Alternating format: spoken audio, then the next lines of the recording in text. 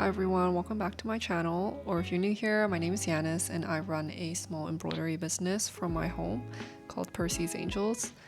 This week we have been so busy because it's Christmas season and things are starting to pick up after being kind of dead for the last few months, honestly. We have been trying to get all of our orders out so everyone can receive their items by Christmas, and it's been a little bit stressful because we also have upcoming embroidery events. We have a total of 5 days worth of events this month in December, so it is gonna be so crazy. This weekend we're embroidering with Nyx for 7 hours each day on the weekend. And then the next weekend, we're also doing 7 hours for 2 days on the weekend as well for them. And then the following week, we're working with another brand. It's in the works right now. We're still planning the fonts and the selections that they want.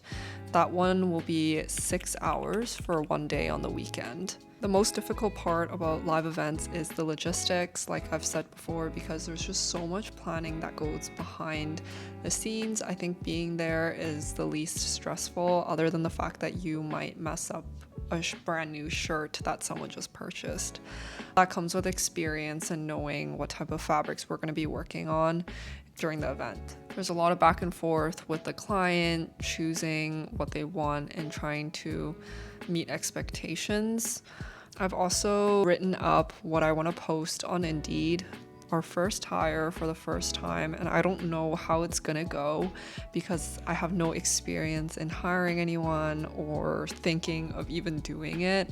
It's been really crazy lately with all of these events that have been happening, and we just can't keep up with it anymore. Hiring someone is so scary to me because I feel like there are certain requirements you need to be doing live embroidery because it is quite a bit of pressure. People are literally watching you while you embroider, and sometimes it can feel a little bit stressful. So I need to find someone that's able to work under pressure. I don't even mind if they don't have experience with an embroidery machine. Of course, it would be nice, but I think I'd be okay training someone to use one of them.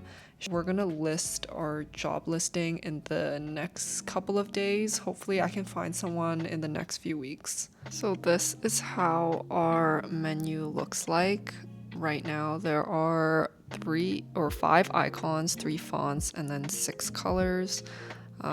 This is usually standard for any event, and then we're gonna embroider it onto a piece of fabric. I used to be super shy, so I'd like everything to be communicated through email. Sometimes I still like it to be communicated through email just for transparency and record keeping sakes, but it's been really nice, and I've been stepping out of my comfort zone to actually hop on calls with our clients because it's just easier that way. I used to hate that, but ever since becoming a small business owner, you kind of have to do everything. We were embroidering on site for Nyx over 2 weeks, and we were actually at 2 different locations. The first day at the first location was actually quite slow, but the second day picked up a bit, which was nice. I ended up bringing my sister and my boyfriend along because we thought it was busy, and it was kind of similar at the second location too. Some slower moments, but overall pretty good. The Nyx team at both locations were super kind and welcoming, always checking in on us, which we really appreciated. One small thing we're thinking about for next time is just handling the guest intake forms ourselves. Some stores like to help us with that, which is totally appreciated on our end, but for embroidery it's usually easier when we manage it directly so everything stays clear and smooth for the customer. Also kind of random but funny, we actually saw Chip Wilson, the CEO of Lululemon, walk by, which was not something I expected at all, but I guess he does live in Vancouver, so it was just kind of funny to see him. But yeah, overall it was super pleasant, and we're so grateful we were a part of this whole experience. Here is a bag we bring to the events that we do. Thank God I bought this because it's been so helpful to keep everything in here, just to go through what we bring. Tearaway. And then we have another bag with a bunch of cutaway. We recently actually bought cutaway that is already pre-cut. So then it's easier for us to use during the events, because I realized that it's just so difficult cutting all of the pieces ourselves beforehand. It's just too much prep. So we just ended up getting the pre-cut ones, even though it's a little bit more expensive. I feel like it's worth it at this point. And then we have a bunch of pens. We usually lose like half of these when we go to events because people end up taking it. I don't know what happened to them. They just get lost. So I have a bunch of them just in case. And then we have some random things like clips in there as well. More scissors in case we lose the ones that we bring, and business cards that we get from previous events are still in here. That is kind of our supplies for embroidery. Also a lighter. People think it's really weird when I bring a lighter because they're like, what is this used for? But if you do embroidery, you know. Have scissors. Jerky frames that I have. I usually bring all of the sizes just in case, especially if it's an event with multiple things that I need to embroider. I also bring the regular hoops that come with the brother machine, and then more scissors because I used to not have pre-cut stabilizer, so I just bring this in case I need to cut more stabilizer. What are these called? Outlet, and then another extension cord because stores never have an extension cord. We've always had to bring our own, even though they said they would supply one. So I bring one just in case, and probably 3 out of the 4 times they don't have one, so we end up using ours.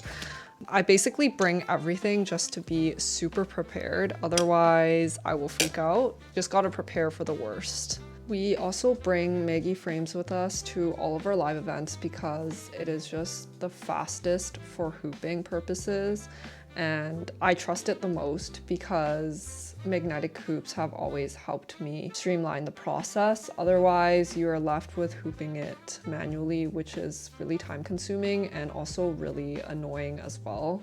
So magnetic frames have changed the game, especially for live events. It also helps us in the studio. We only strictly use magnetic frames. It's just easier to line up, it's easier to hoop. Everything is just so much easier, and I don't have to press and actually hurt my back from hooping. I know that there are other brands. We also have Mighty Hoops as well, but in the beginning, we definitely did not have enough money for Mighty Hoops because they are very, very expensive. And Maggie Frames is around $50, which is a huge difference. And I highly recommend it to anyone who's starting out. The quality is basically the same. I don't notice that much of a difference. You can also switch out the brackets on the magnetic hoop. So if you have a brother machine like us and a Tajima, you can always swap the brackets so it fits on both machines. And also if you're upgrading or you're getting rid of some other machine, you can always just buy the bracket and not the whole hoop, which has been super, super game changing for us because then you don't need to spend extra money if you were to upgrade to a new machine or if you need to get just a specific hoop for another machine. We don't really use smaller hoops, but it's nice to have. So when we need it, we can always switch out just the bracket to fit each of our machines. It is definitely more accessible for people who are starting out and if you have a limited budget with your small business. If you're interested in getting your own Maggie frame hoop, you can use the link in my description box below for 3% off. It is now the new year, January 9th, and we have begun to remove some of the products from our shop. I kind of want to do a rebrand of our whole business, but I don't know how it's gonna go, so we'll see about that. I removed a bunch of things that I no longer want to sell and also things that have kind of ended because of our contracts with certain authors. I haven't really reached out to extend them just because the products aren't selling as much as they used to. But that is a thought for later on. In terms of 2026, we already have 4 events booked for the year. We just had one more person reach out for an event next month in February. So we're looking pretty good for 2026. I mean, we're only a few days into it. It's the 9th right now. I'm pretty excited to see what we can accomplish this year because this is our first full year of live events being on our website and also being a part of our services. So I want to see where this can take us. Right now, I am doing some designing for brands for their embroidery menu. We have one coming up next week, so we're just finalizing on the details. I like to digitize it all myself just because it's easier that way. I don't want to outsource it, especially if there's a lot of changes. So I do that on my own on Wilcom, and then it goes through a bunch of approval processes for a lot of companies, especially if we work with agencies because they're kind of the middleman. So I'll have to wait a couple of days to hear back to see if there are any changes. But digitizing is quite boring. So I literally just sit here and digitize for however long. Usually a menu takes me around 20 minutes to digitize, I would say. I have also built a Google Drive for these live embroidery events just so I can send brands everything at once. Font options, thread options, examples of our embroidery in the past, our embroidery setup in the past, and then our previous menu and guest intake forms so they know how it will generally look like. It has saved my life and made it so much easier for us. I am so happy that I finally did it because I've been waiting. I don't even know what I was waiting for, but I was just too lazy to do it. And once I did it, it is a game changer for me because then everything is all together and I don't need to send so many attachments within my email. And all of the questions that I receive from brands are always the same. So I also have a frequently asked questions section so people know what to expect during the event.